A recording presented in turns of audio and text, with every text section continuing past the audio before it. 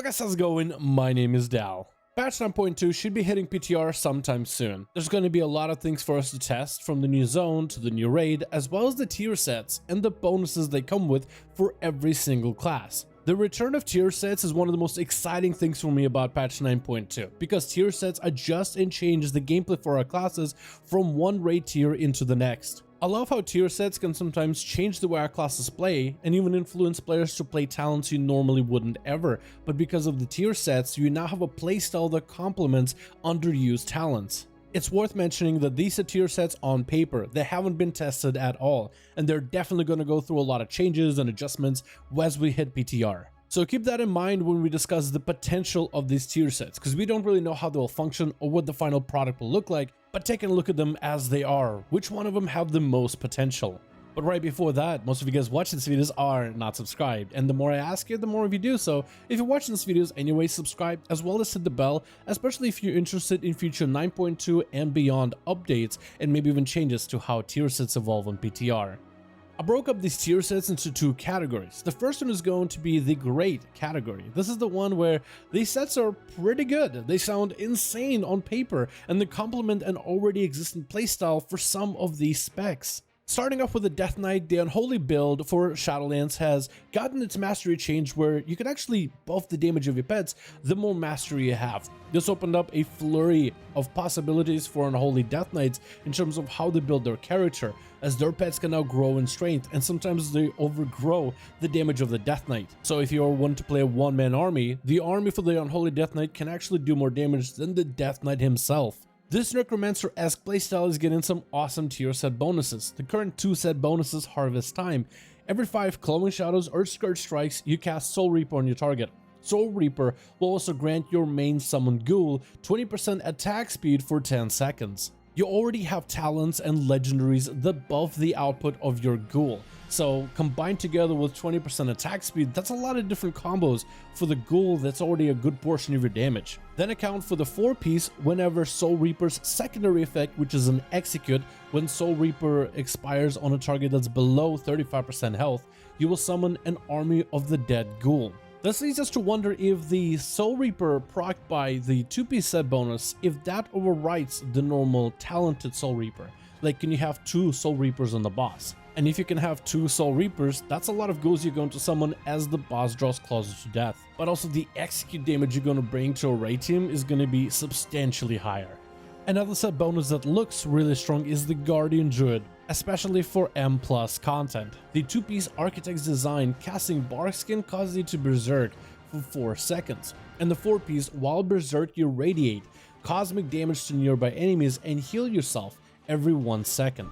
If you've done Mythic Pluses ever and you've had a Guardian Druid as your tank, you know just how powerful they are. When they run into a large group of enemies, they can go in with courage, knowing that the thrashes will generate a shield, and while you're Incarn and Berserk, you could spam thrash as much as you want to, making you an unstoppable god for like 30 seconds or something ridiculous. So paired together cosmic damage, which is going to radiate to enemies, and constant healing, they're going to be extra immortal, I guess. But you also have legendaries that allow Berserk to be enhanced in other ways, like a legendary that gives you immunity to crowd control, extra damage, and leech while Berserk is active.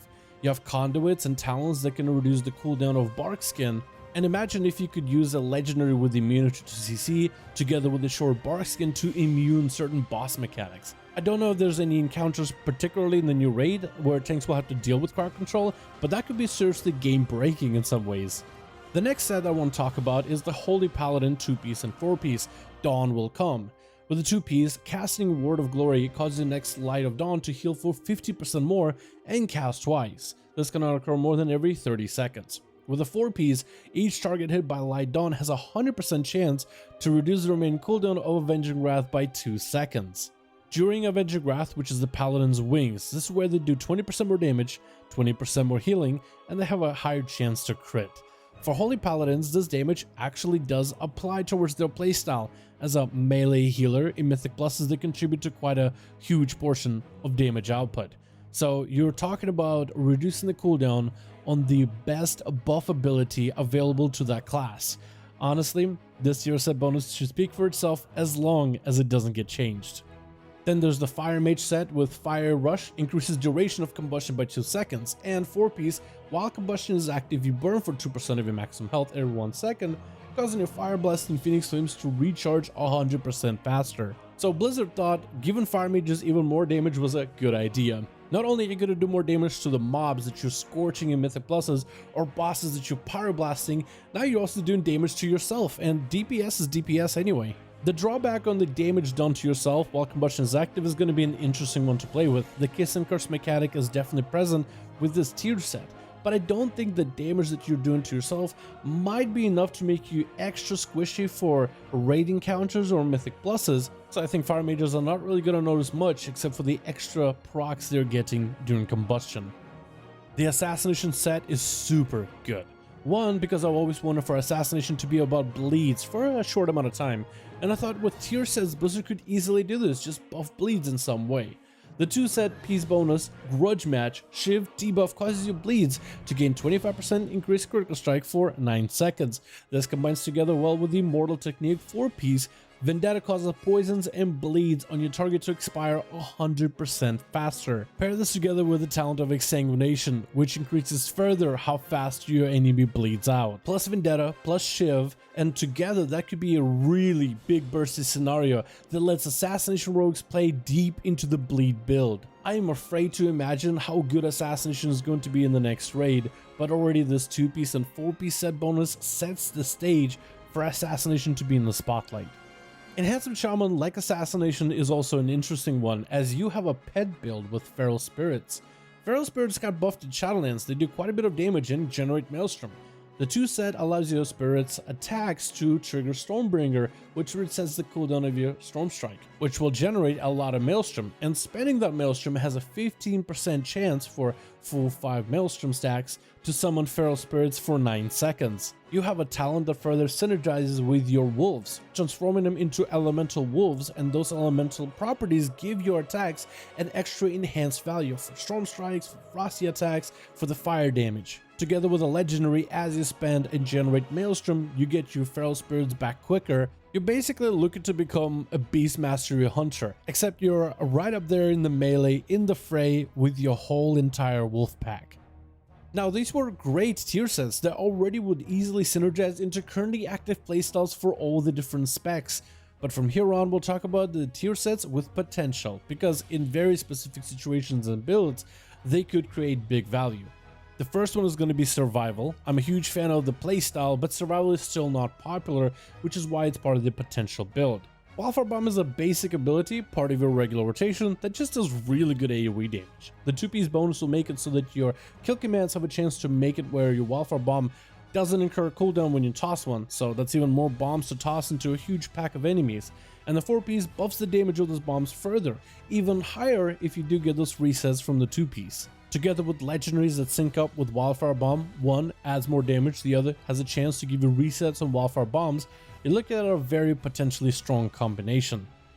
The next spec is going to be Arcane Mage, with the 2-piece allowing your Touch of the Magi to debuff the enemy with a take even more arcane damage. And the 4-piece, after consuming 8 clear casting procs, your next Touch of the Magi is instant cast, occurs on cooldown, and lasts for 6 seconds. The way that Arcane Mage works is this: you apply Touch of the Magi of the enemy, then blast him full of arcane damage. Touch of the Magi accumulates a portion of the damage as a final arcane explosion that hits everything near the target of application.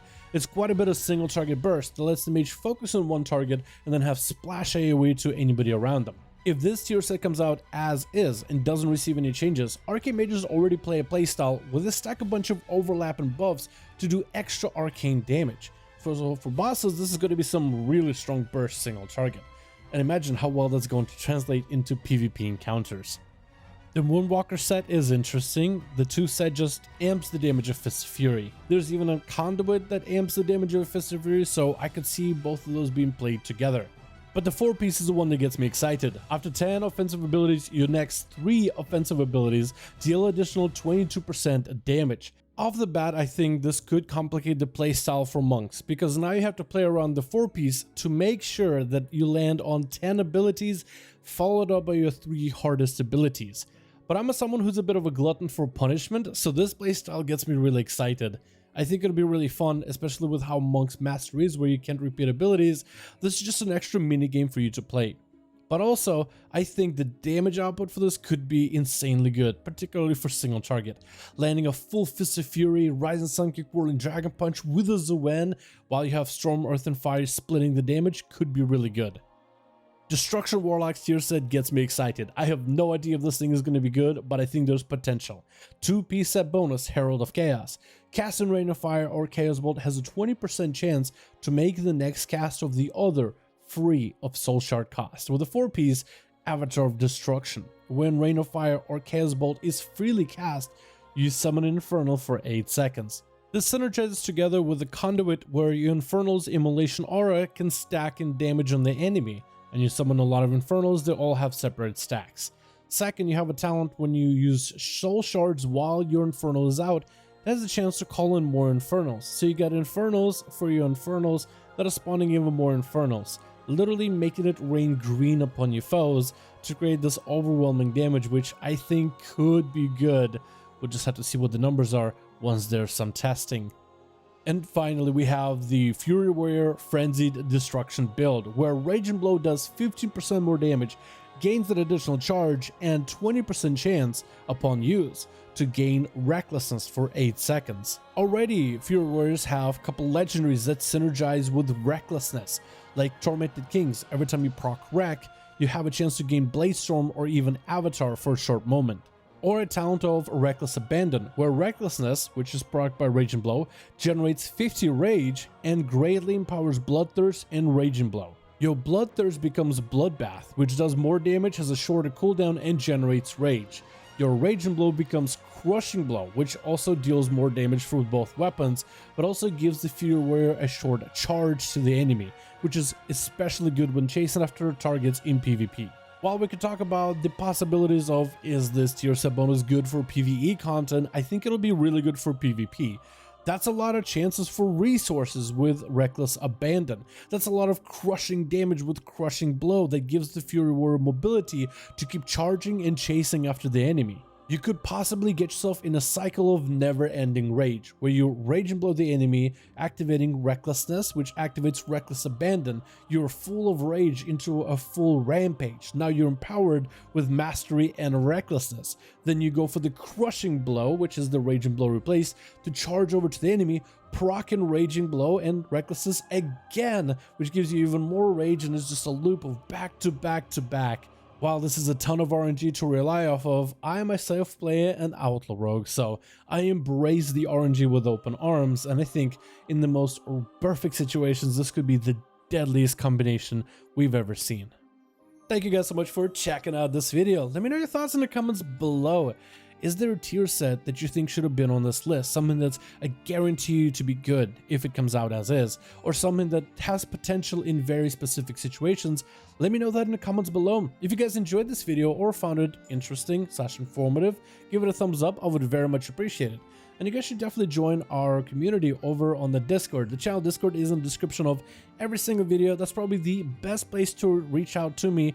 If you guys got any ideas that I should have probably put in this video, you can just reach out to me on Discord there. Join our community. Seriously, I would appreciate you guys being there. Thank you all so much for watching. Hope you guys enjoyed. I'll see all of you in the next one.